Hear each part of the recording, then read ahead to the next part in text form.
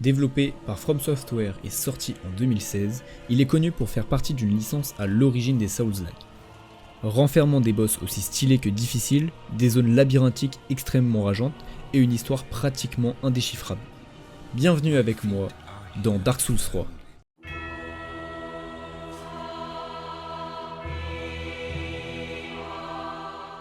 Après avoir platiné Elden Ring, je me suis rendu compte que je voulais récupérer tous les succès de tous les Souls.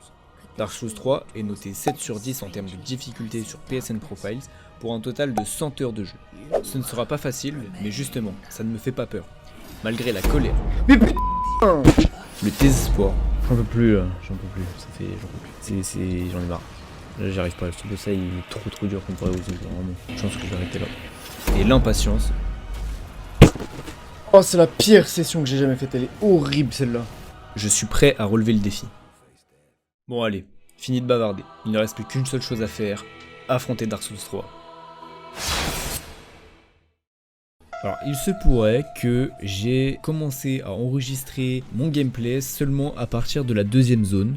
Et donc c'est pourquoi je n'ai pas pu vous montrer le gameplay de la première zone, ni les succès qui y étaient rattachés. C'est pourquoi je vais vous les montrer tout de suite, et comme ça on sera au clair de pourquoi je commence si loin. Dans un premier temps, j'ai eu le succès Embrasé, qui consiste à allumer un feu pour la première fois. Puis par la suite, j'ai eu le succès Ludex Gundyr, qui consiste à battre le premier boss d'introduction de Dark Souls. Ce qui m'a permis d'avoir le succès Étreindre la flamme, devenir un porte-braise pour la première fois. Ces succès étaient rattachés à la zone d'introduction, mais la vraie première zone qui s'appelle le Grand Mur de Lothric cache deux succès qui sont Vort de la Vallée Boréale, le boss de fin du Grand Mur de Lothric, et en parlant à une vieille dame, on obtient le serment de la Voix Bleue. Suite à ça, nous arrivons au camp des morts vivants avec déjà 5 trophées. Dans le camp des morts vivants, il y a plusieurs possibilités. On peut commencer une quête de PNJ qui nous amène à la fin cachée du jeu, cependant on va y revenir un peu plus tard, et vous comprendrez pourquoi le moment venu. Il y a également plusieurs serments cachés et le boss de zone qui nous donne des succès. Donc pour ma part, je vais directement m'attaquer au succès de l'arbre géant maudit, qui est le boss de zone.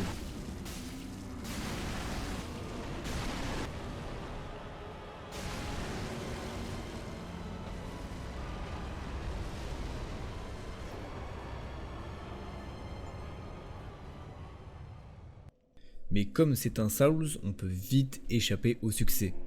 Comme là quoi, par exemple. Après avoir battu un mob assez difficile pour un début de jeu, qui s'appelle Boreal Outrider, je n'ai malheureusement pas réussi à retrouver ce moment d'enregistrement, donc j'ai pris un court passage d'un combat sur internet. Après l'avoir vaincu, j'obtiens l'épée droite d'Irithil qui va me servir jusqu'au bout du jeu. Je peux à présent passer dans la prochaine zone, la route des sacrifices. C'est alors que je rencontre Anri et Horace, deux PNJ qui me permettent d'obtenir le succès, le serment de la sentinelle bleue. Et comme je vous l'ai dit plus tôt, il est très facile de louper des étapes. En l'occurrence, je viens de skip une zone complète. Ceci va me porter préjudice un peu plus tard, mais bon, dans tous les cas, ce qui est fait, et nous arrivons à la prochaine zone, le bastion de Faron. Ou Faron, bon bref, peu importe. Dans cette zone, je vais devoir éteindre 3 flammes pour progresser plus loin dans le bastion. Au passage, je récupère le succès, le serment du guetteur de Faron, qui se récupère auprès du vieux loup, puis je vais me taper avec un démon en haut d'une muraille.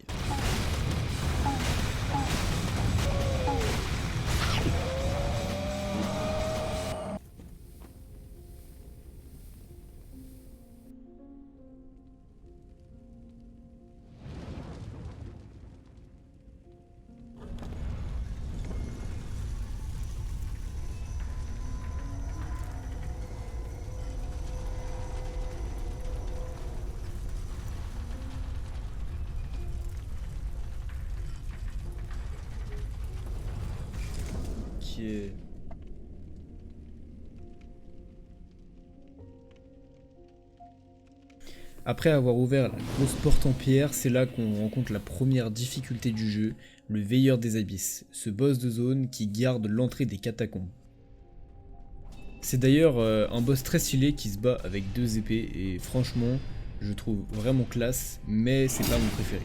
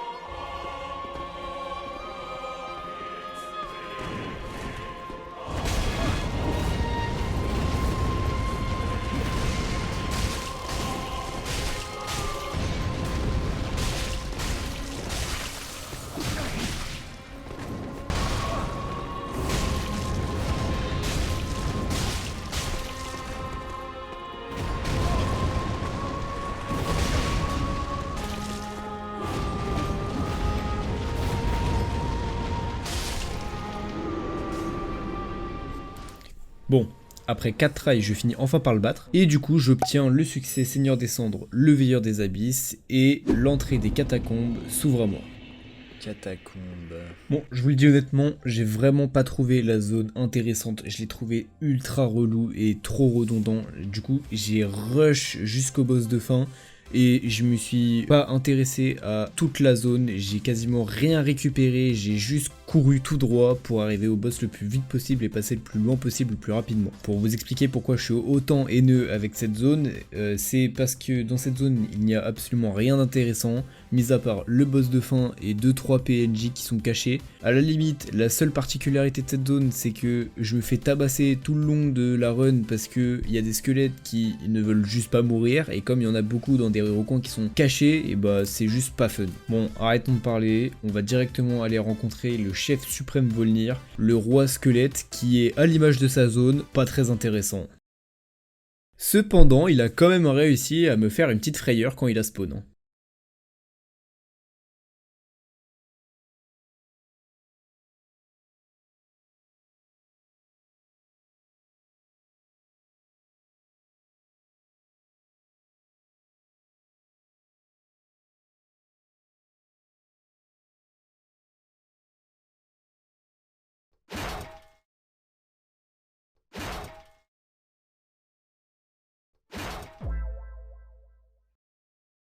Après 2 tries, je l'ai battu, j'ai trouvé que c'était pas un boss très compliqué, et puis j'ai débloqué le succès Chef Suprême Volnir. Bon, comme tous les boss majeurs des Souls, après les avoir vaincus, ils débloquent tous une zone. En l'occurrence, le Chef Suprême Volnir débloque la zone que je trouve magnifique, Irithyll de la Vallée Boréale. Vous vous rappelez de la zone que j'avais skip complètement là? Bah voilà, c'est pour ça. Du coup, on fait demi-tour et on retourne dans la route des sacrifices. Je foudroie le sage de cristal qui va me permettre de débloquer son succès, le sage de cristal. Le sage de cristal nous débloque par la suite la cathédrale des profondeurs. Si je dois y aller, c'est parce qu'il y a un item au fond de la cathédrale qui me permet de passer la barrière invisible d'Irithyll. Vraiment, je vais vous épargner tout le chemin que j'ai dû faire parce que il y a la première partie, c'est un cimetière où chaque mob respawn, mais bon. Le problème vient après, c'est que la deuxième partie, il faut faire tout le tour de la cathédrale extérieure pour pouvoir rentrer après par un couloir. Et alors cette zone, elle est infernale, vraiment, elle est hyper longue, donc bon, j'ai passé ça et j'ai skippé, parce que là c'était vraiment trop. Bon alors, ce qui s'est passé, c'est que dès que j'ai ouvert la porte, je me suis fait accueillir par un géant, comme vous pouvez le voir. Je pense qu'on n'est pas censé le battre en fait en haut de base, je pense qu'on est censé descendre et le battre après, mais bon, j'en ai fait qu'à ma tête, du coup je l'ai tué dès le début. Et donc ensuite j'ai rencontré le chevalier oignon, ce n'est pas Sigward malheureusement, mais c'est Patches qui lui a du coup volé son armure. Il va nous tendre un piège une fois qu'on sera en haut du pont, il va nous enfermer avec les géants qui s'y cachent, sauf que bon, je les avais déjà tués avant. Son plan est tombé à l'eau quoi. Enfin passons. On s'affronte maintenant contre les diacres des profondeurs. C'est une horde de magiciens un petit peu que je vais devoir affronter avec une âme qui vacille entre elles. Ce boss là il m'a saoulé la première fois parce que je suis mort d'une façon totalement random parce que apparemment les sortilèges ils passent à travers les murs. Comme le boss m'a un peu saoulé, j'ai pas envie de m'attarder dessus non plus. Dans ce jeu on notera quand même que relativement il y a pas mal de boss qui ne sont pas très intéressants. Je trouve qu'il y en a pas mal qui sont assez mal construits et qui sont pas assez polyvalents. Mais ça va vite changer honnêtement. Une fois vaincu, je récupère le succès, le diacre des profondeurs, et également une petite poupée. Donc c'est l'objet qu'il me fallait pour pouvoir rentrer à Irithyll. Je me re-TP à Irithyll, je passe la barrière invisible grâce à la petite poupée, et là j'ai droit à une petite surprise. Comme j'étais en ligne et que je ne voulais pas jouer en ligne malheureusement, je me suis fait envahir par un gars et je me suis fait arracher. D'ailleurs, passer à Irithyll dans le jeu, on passe vraiment un cap. Le jeu devient un peu plus compliqué que ce soit dans les zones ou avec les mobs lambda en fait. Après avoir survolé la zone, j'arrive dans une autre zone qui s'appelle le donjon d'Irithyll. C'est la prison d'Irithyll qui est gardée par des geôliers. Et l'objectif de cette zone, c'est de nous amener encore plus profondément dans la grotte vers Yorm le géant. Sauf que comme c'est une prison, c'est un peu comme un labyrinthe et j'ai mis énormément de temps à me retrouver, à trouver mes repères, à trouver les items parce que tout est caché et c'était vraiment la première étape de zone très compliquée pour moi. En fait on peut pas vraiment se rendre compte de ce que c'est quand on n'y a pas joué. Quand on connaît pas la zone, on se perd super facilement, il y a des ennemis partout, on sait pas où aller, il y a des couloirs, des escaliers, des trous, vraiment partout et c'était quelque chose d'infernal. J'arrive enfin à la capitale profanée et je me retrouve enfin devant Yorm le géant. Qu'est-ce que c'est ça? Ah, c'est Yorm, mais attends, mais je suis pas censé être là de base, si? Je trouve qu'il est bâclé parce qu'il n'a aucune cinématique et je m'y attendais pas du tout à ce qu'il spawn là. Et vous verrez que j'ai fait une petite erreur.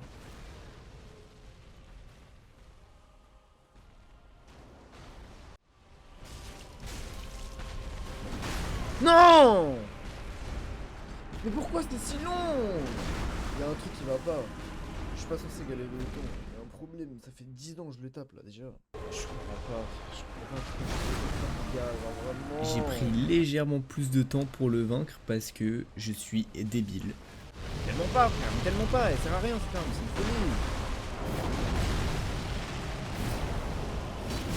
Ouh, j'ai rien dit, elle fait super mal.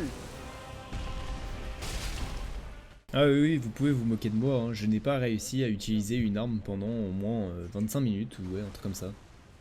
Mais le plus chiant avec ça, c'était sa zone, encore une fois, parce que il y avait des Oh, sorcières qui les... tiraient des boules de feu quand t'étais sur un pont, et je me suis précipité à chaque fois que je mourais sur Yorm. Maintenant, c'est le try, et je vous laisse avec le combat en entier.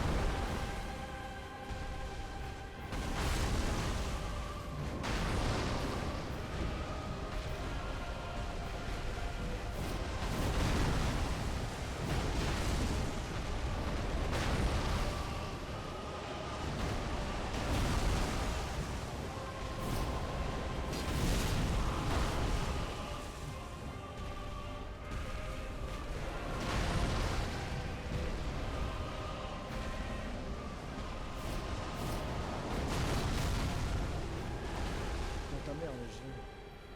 Sérieux, c'est que ça. Et comme d'habitude, après sa défaite, j'obtiens le succès Yorm le géant. Venir descendre, Yorm le géant. Après ça, on retourne à Erythil et on va faire face à un boss très connu de Dark Souls 3 qui fait partie de mon top 3, je pense, Pontiff, ou autrement dit, le grand maître Sullivan. Dans un premier temps, son environnement est hyper stylé parce qu'on est dans une cathédrale et son boss fight est hyper cool aussi parce que il est ambidextre, il a deux armes, une de feu et une de magie, il saute de partout, il fait des tourbillons, il est un peu imprévisible et vraiment il est magnifique. Et pour sa P2, il crée un clone de lui qui fait ses attaques en avance et donc le combat est encore plus épique et hyper spectaculaire. Vraiment, ce boss là, je le tiens dans mon cœur parce qu'il est incroyable. C'est super dur.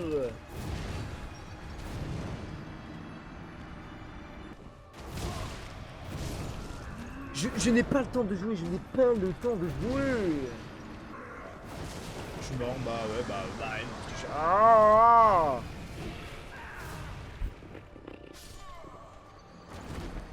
Oh, il fait trop mal. Moi, je vais péter un pont. Je pense que je vais arrêter cette maman. Ça fait 2 heures. J'en peux plus, là. J'en peux plus. J'en peux plus. J'en ai marre. Là, j'y arrive pas. Ce boss là, il est trop dur comparé aux autres, vraiment. Je pense que je vais arrêter là. Et oui, malgré que ce soit mon préféré, ce soir-là, j'ai cru que j'allais abandonner. Donc après une bonne nuit de sommeil, j'ai repris le stream et voilà ce qui s'est passé.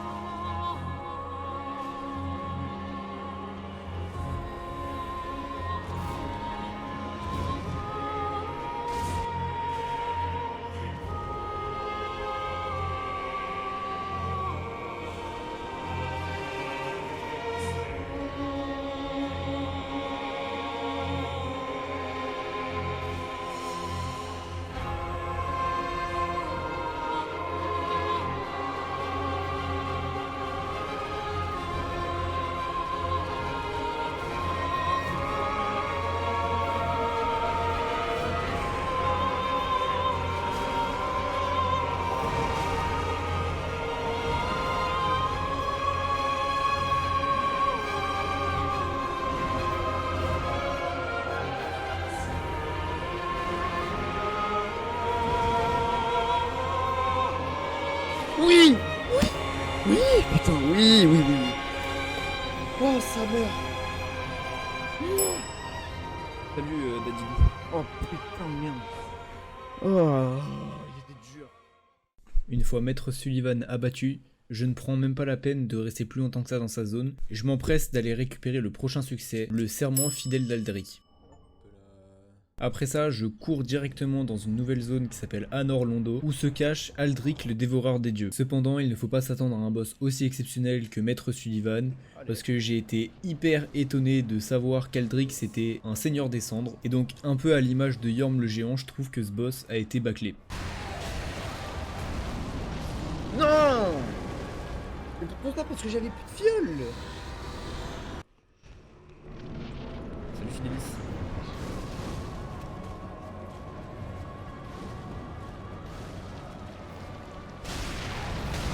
Alors, j'ai lâché.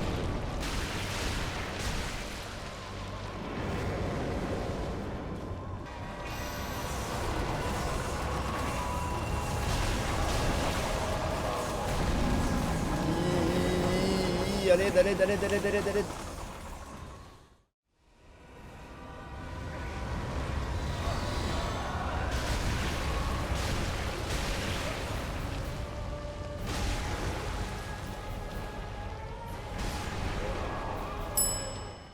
C'est alors que j'ai à peine eu le temps de récupérer mon succès que je me suis fait téléporter devant la mamie au grand mur de l'Autrique. Et donc une fois arrivé là-bas, je tombe sur une cinématique qui me déplaît un petit peu, un nouveau boss instantanément, la danseuse de la vallée boréale. Selon moi, c'est un boss fight que je trouve vraiment stylé. Dans sa première phase, elle a qu'une seule épée, et dans sa deuxième phase, elle devient ambidextre avec une épée magique de ténèbres. Je trouve que son style est vraiment intéressant, il est flottant, elle est légère, elle vole, elle fait des tourbillons, elle met des gros coups d'épée, et en même temps, elle a de la magie.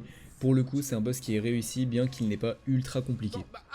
C'est sûr que ce que je viens de dire n'est pas très accurate, parce que là, actuellement, je suis en train de me faire arracher par le boss, mais ça, c'est qu'un petit détail. Ah, c'est cette attaque-là, là. Cette attaque-là, elle est horrible. Voilà, c'est bon, j'ai dit ça. Cette attaque-là, elle est horrible. Là, je vais faire un Allez, Noit. Ah, bah voilà. Fin du Noit.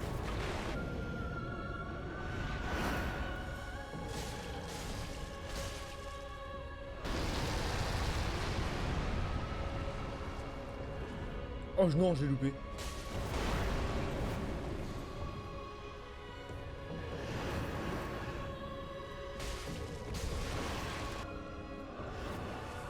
Oh le cul.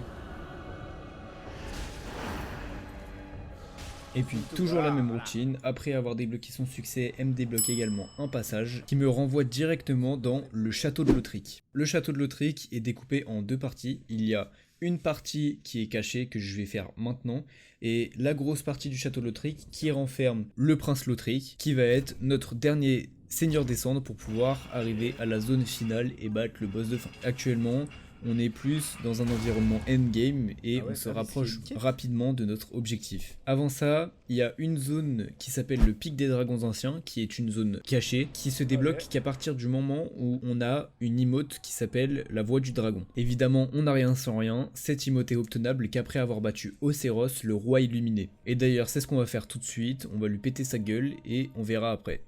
Le chemin du feu de camp, il est super long. You ignorant slaves. Finally taken notice, have you? Of the power of my beloved Ocelot, child of dragons. Well, I will not give him up. For he is all that I have.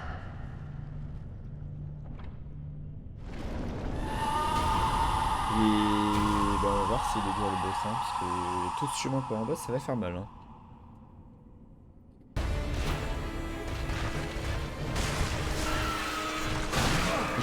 Mais quoi? J'ai vraiment roulé, hein. C'est une dinguerie, hein.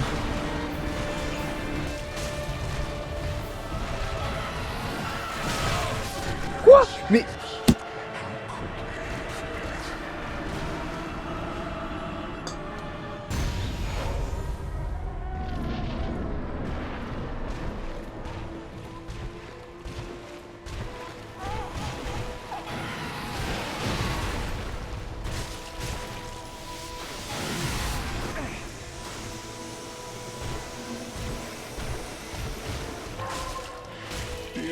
Ocelot, where have you gone? Are you hiding from me? Come out. Come out. Don't be afraid.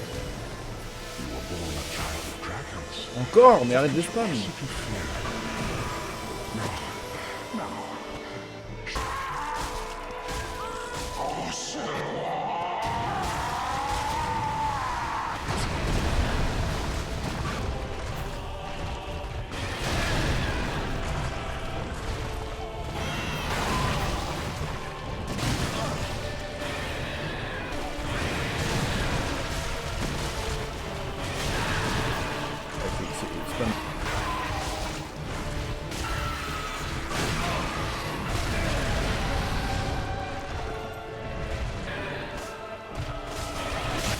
Oh là là.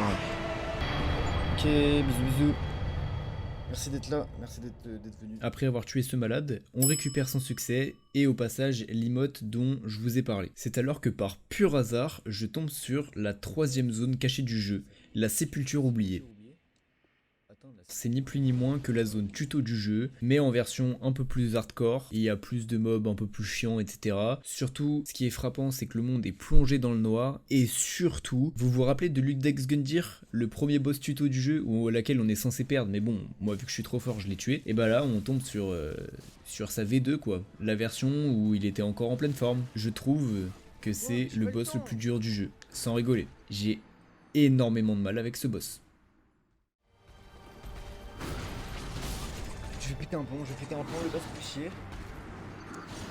J'ai eu tellement de mal que pour le coup et pour la première fois, j'ai laissé le boss. Je l'ai mis de côté. Et je me suis dit qu'il fallait que j'avance parce que là j'en pouvais plus. J'étais en train de péter un plomb littéralement.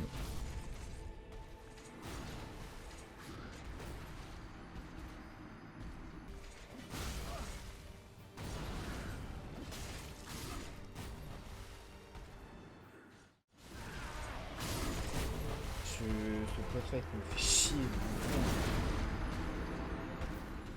Bon bref, je me suis un peu découragé, j'avoue, et je m'en excuse. Mais pour me pardonner, je vais au pic des dragons anciens comme c'était prévu. Là où il y a la Vouivre, qui est pas un boss fight compliqué. Mais surtout, il y a le roi sans nom. Et pour les gens qui s'y connaissent un petit peu dans Dark Souls 3, et même dans les Souls tout court, normalement, le roi sans nom devrait vous rappeler quelque chose ou alors vous le connaissez déjà. D'après les forums comme par exemple Reddit, c'est le plus dur boss de Dark Souls 3 sans les DLC. Également, on peut voir que sur Game FAQ, il y a eu un sondage sur la communauté Dark Souls 3 pour savoir quel boss était le plus dur et Nameless King est sorti largement vainqueur. Moi, personnellement, si je devais mettre un vote, j'ai trouvé Nameless King très dur au début, mais surtout, ça a été lors de ma 2e run que j'ai compris que le roi sans nom n'était pas un boss très compliqué, et au contraire, je l'ai trouvé assez simple, alors que Gundyr le champion, même en 2e run, il m'a fait péter un plomb. Bon, pour la Vouivre, tout ce qui se passe, c'est juste que je dois passer derrière ses pieds, monter tout en haut du bâtiment et arriver sur le pont pour tout simplement me laisser tomber et le one-shot. Voilà, le combat est franchement un peu... il est un peu pathétique, on va pas se le cacher. Mais malgré avoir vaincu la Vouivre assez rapidement, je me rends compte que je ne suis pas du tout assez haut level pour pouvoir aller battre le boss de zone. Donc d'après les conseils d'un abonné à moi sur le chat, je rebrousse chemin et il m'avait parlé d'une autre zone qui était cachée. C'était la zone qui se trouve dans les catacombes, après avoir cassé le pont juste avant le boss. Cette zone s'appelle le lac incandescent. Dans cette zone, vous allez vous faire harceler par une arbalète géante qui va vous tirer 3 flèches consécutives. Mais également, dès le début de la zone, il y a le boss de zone, ce qui est assez étrange. Alors, non, c'est pas celui que vous voyez à l'écran, ça c'est juste un ver des sables géant qui sort du lac et qui fait de la foudre, tout simplement. Bref, j'arrête le mécanisme des flèches qui me tape sur le système et je pars directement voir le boss. Ce boss, c'est le vieux roi démoniaque qui est pas très compliqué dans le sens où ses patterns sont assez faciles à lire, à part vraiment une seule attaque où il se met à cracher du feu par terre et en fait elle te touche à tous les coups à moins que j'ai loupé une case quoi. Évidemment, c'est un boss optionnel, mais pour le platine, il est obligatoire.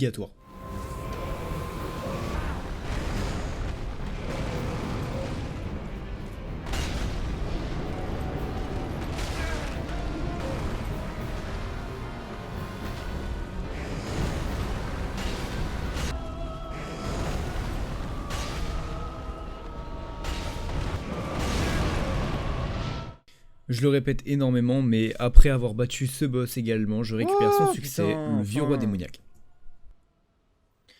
Vieux roi démoniaque...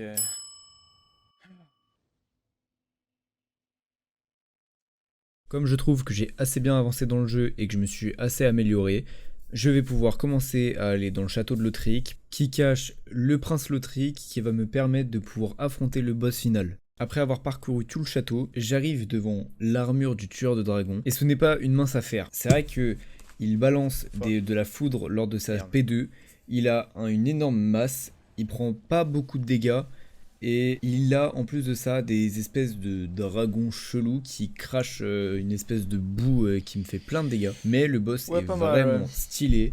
Sur un pont, il est magnifique et il est Aïe. assez compliqué. Non! Putain de merde, c'est une blague.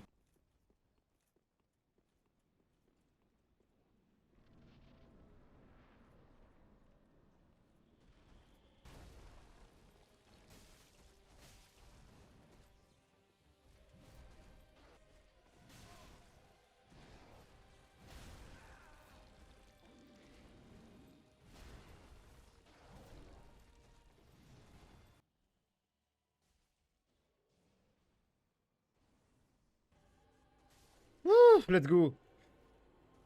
Ah. Lui aussi me donne un Ok. succès et me laisse passer dans ce qu'on appelle les grandes archives. Je vais pas vous mentir, c'est à partir de ce moment-là qu'on comprend que Dark Souls 3 est compliqué, parce que cette zone-là m'a fait tellement rager et elle m'a fait péter un plomb. Genre vraiment, c'était le pire endroit du jeu. Je l'ai adoré parce que c'est très compliqué et c'est rageant, mais justement, j'ai pas mal ragé. Mais putain! Car dès l'entrée de sa zone, il y a une magnifique sorcière qui nous accueille. Bouger. Et puis, comme c'était pas assez, Ok, dès faire. qu'on la touchait, elle se téléportait à un autre endroit des archives. frérot, Et donc, ce qui faisait que dès qu'elle nous voyait, elle nous balançait une pluie de magie, une grosse flèche... Je disais une grosse flèche magique. Mais si c'était tout, ça irait bien. Le problème, c'est qu'il y avait encore plein de mobs qui faisaient chacun de la magie, sans parler des espèces de farfadets malicieux qui te mettent des petits coups de hache comme ça et qui te À tirent l'aide, dessus. à Et en l'aide! plus de ça, il fallait toujours avoir une tête complète dans la cire parce que Oh, c'est la pire. dans certains endroits, les bibliothèques avaient des bras fantômes et d'ailleurs eux aussi ils m'ont fait flipper. Enfin bref, trêve de blabla et plus de dégâts, il est temps de s'affronter contre le prince Lautrec. Oui, j'ai volé la phrase d'Henri Trad. Et alors, vous allez rien dire. Le dernier seigneur des cendres a récupéré le prince Lautrec. Dans sa première phase, c'est le grand Dadais qui met des gros coups d'épée et qui se téléporte un peu partout derrière ton dos pour te mettre un petit coup dans le dos. Sa P2, en revanche, c'est son frère qui vient le ressusciter. Et donc, le but n'étant pas de taper le gros, mais de taper la personne qui a dans son dos.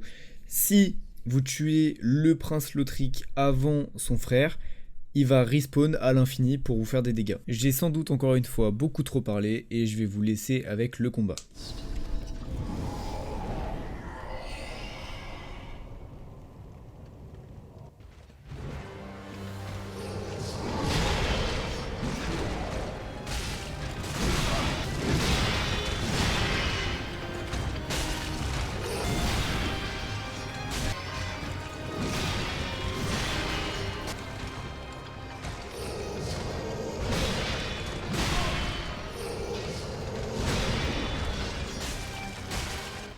Ok, phase 2. Bon, phase 1 très simple, phase 2 on verra.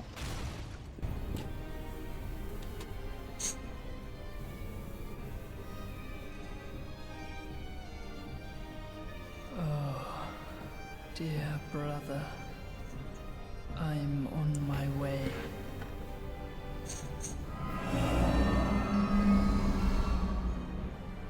My brother, unyielding sword of Lothric's prince.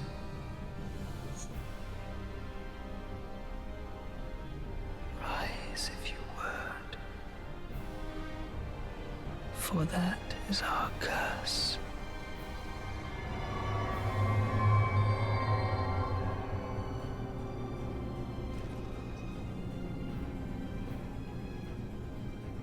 Ah, ça va pas être la même là.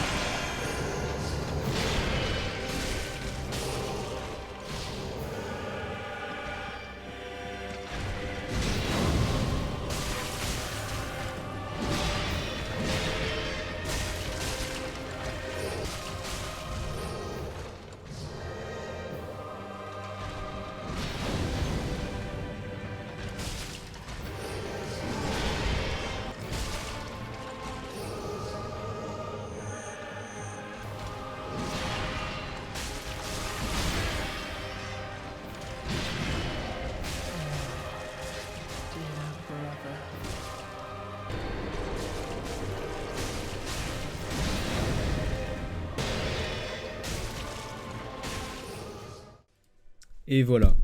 Là, c'était un boss stylé. Là, c'était un seigneur des cendres à sa hauteur. Il a eu une cinématique. Il avait une zone totalement construite pour lui. Il était incroyable. Il y a plusieurs phases. L'introduction était vraiment cool. Franchement, ce boss-là, si je devais le noter, je lui mettrais un 8 sur 10. Parce qu'en vrai, il était pas très compliqué. Mais avec tout ce qu'il y avait autour, franchement, c'était vraiment pas mal. Je récupère donc mon succès.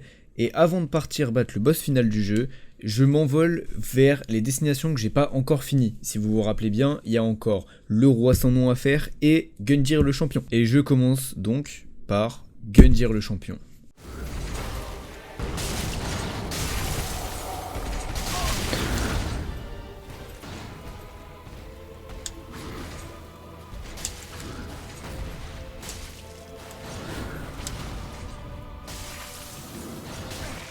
Ah!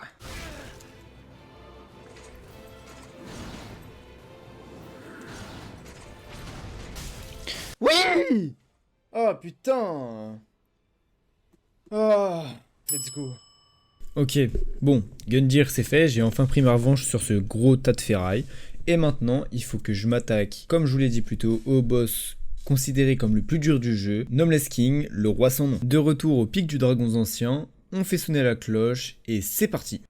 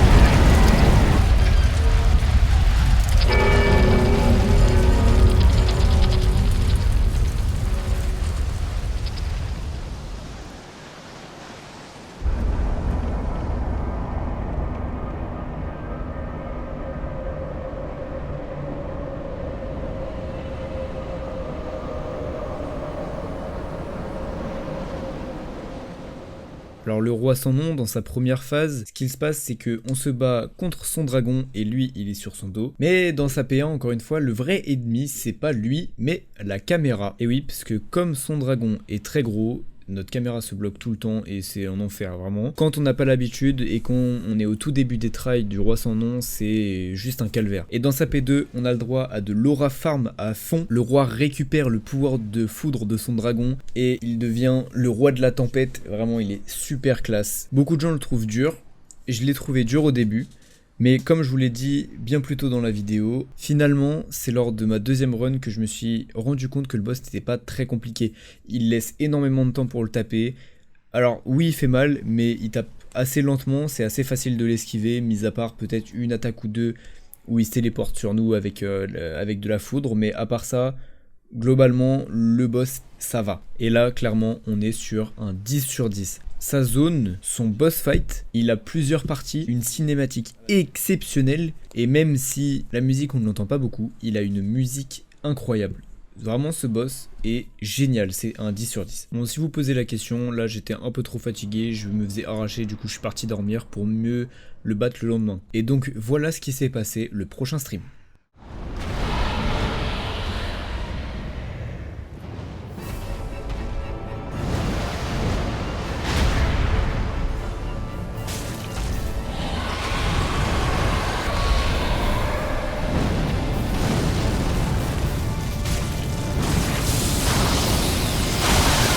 Oh!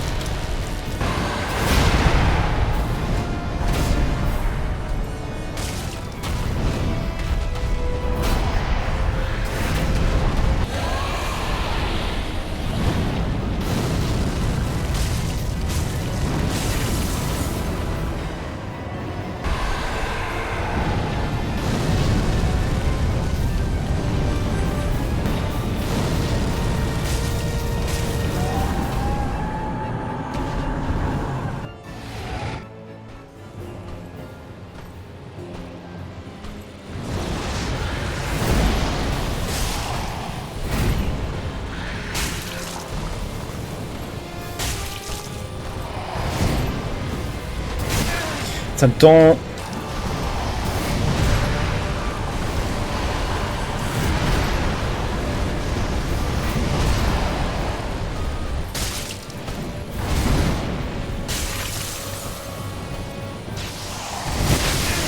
Aïe.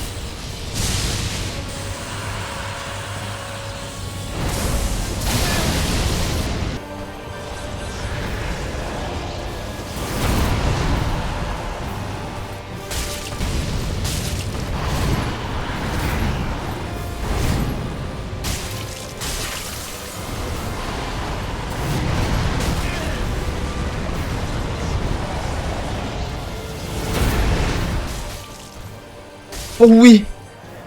Oh, oh, oh là là. Le roi sans nom. Putain de merde. Oh, ça fait plaisir.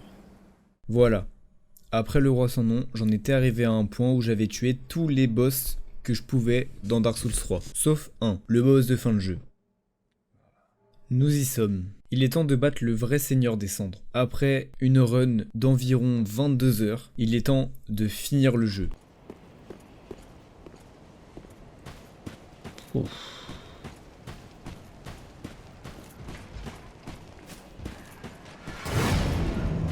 À me descendre.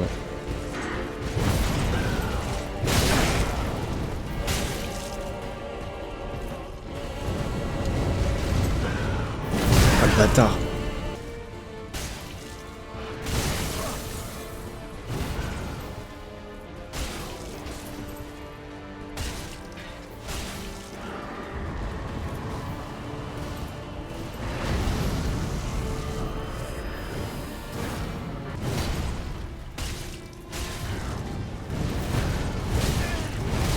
Je suis mort. C'est un bon try en vrai, hein. J'ai passé la queue de first try. Ah, ça va être dur, ça va être dur.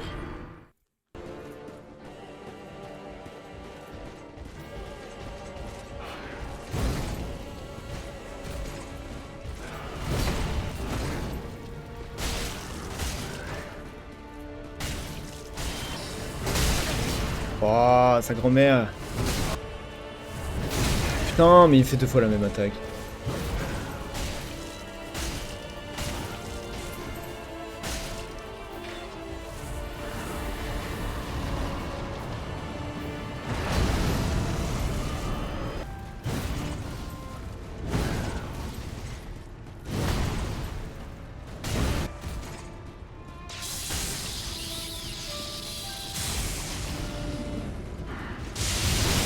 Ah!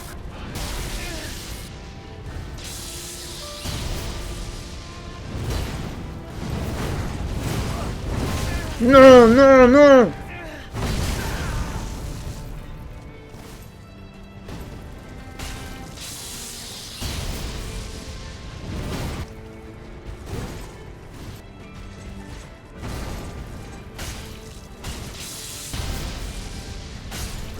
Oh! Oh!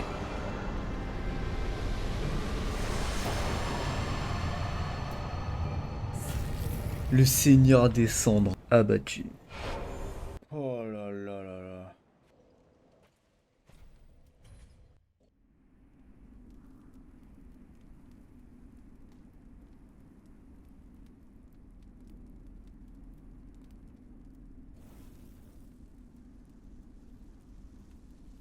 Quatre tries.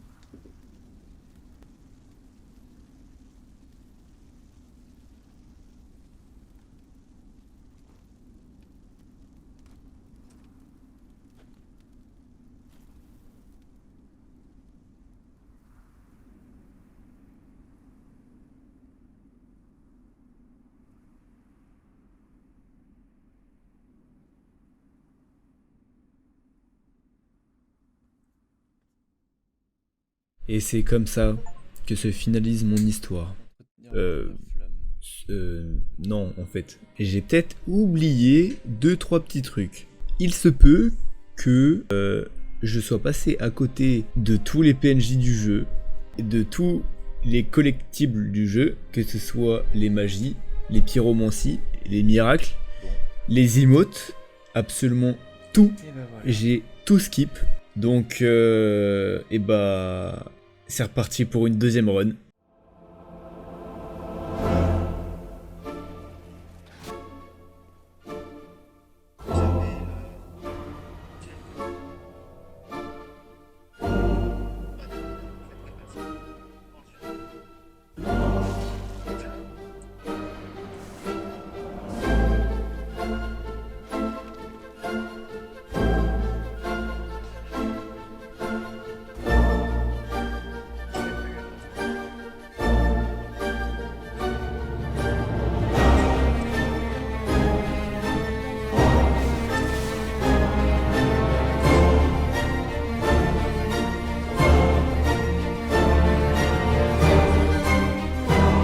Quand même.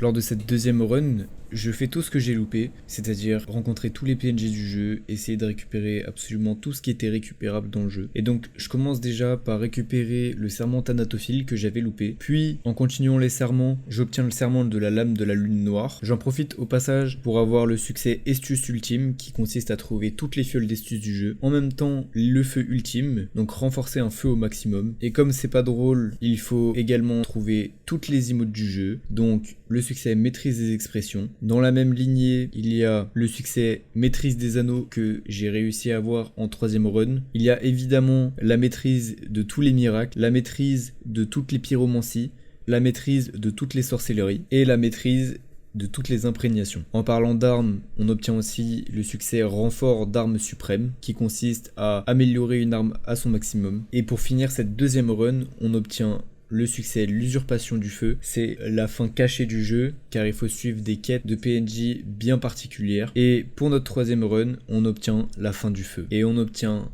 en finalité le dernier succès, l'âme sombre, obtenir tous les trophées. Wouhou! Le platine de Dark Souls! Si vous êtes resté jusque là, je vous remercie énormément, ça me fait énormément plaisir. Cette vidéo m'a pris beaucoup de temps à faire car je suis tout seul. J'aurais bien aimé faire plus mais là vraiment c'était beaucoup trop. À côté, je suis aussi artiste, je fais des dessins, etc. J'ai aussi un site web si vous voulez le visiter, en description. Si vous avez des choses à me dire par rapport à cette vidéo, des améliorations, des suggestions, je suis complètement ouvert, même si vous avez d'autres idées de vidéos, ça m'aiderait beaucoup. J'ai, comme je vous l'ai dit dans le début de la vidéo, pour objectif de platine tous les From Software, à part Sekiro parce que voilà, et Bloodborne parce que j'ai pas de play. En tout cas, je vous remercie énormément encore une fois. C'était Lavabo, merci beaucoup.